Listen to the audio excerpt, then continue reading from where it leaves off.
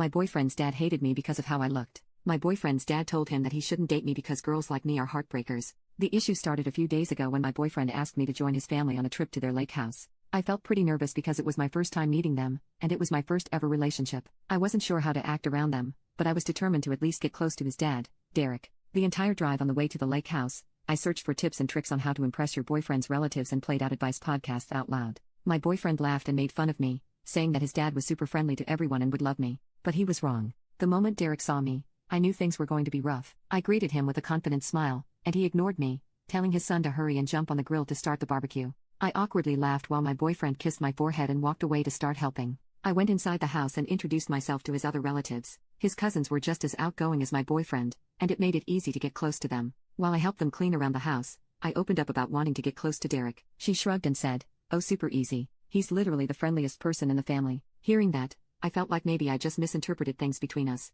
After cleaning, I approached my boyfriend and Derek, taking pictures and videos of them cooking together. My boyfriend looked super happy while his dad looked even angrier than he did when he first saw me. I thought to myself whether the awkward tension was really all in my head or not. I asked questions to his dad about the lake house and his work. He answered plainly without glancing back at me, flipping food on the grill. I asked his wife if she went to their lake house a lot before she passed. My boyfriend grinned and explained half-jokingly how his dad brought all the girls he loved here when he was young and reckless. I joked back, saying, "Oh, well, it's understandable since your dad is very handsome, but I wonder if you brought a lot of other girls here." My boyfriend shook his head no. While we lightly flirted, Derek broke the happy mood with an angry, "I only brought 2 people here. One was your mom, and one was the girl who fooled me into thinking we were in love. So if I were you, son, I would be careful about girls like this one." He patted my boyfriend's shoulder and walked off towards the lake to cool off. My boyfriend apologized and chased after his dad. I stood there, stunned, unsure of how to take in the information that I was clearly on Derek's bad side. Over dinner, the 3 of us sat there holding 2 different conversations with my boyfriend since his dad refused to speak to me.